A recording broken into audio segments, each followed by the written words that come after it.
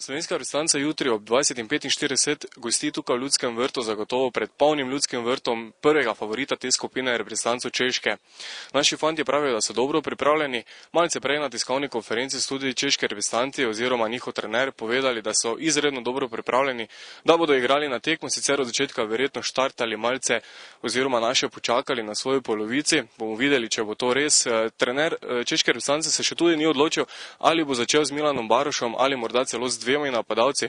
To zaenkrat ostaja skrivnost. Sicer pa največja prepreka za našo reprezentanco pa bo tale možakar zagotovo prva zvezda češke reprezentance, Petr Čeh, igralec sicer londonskega Chelsea.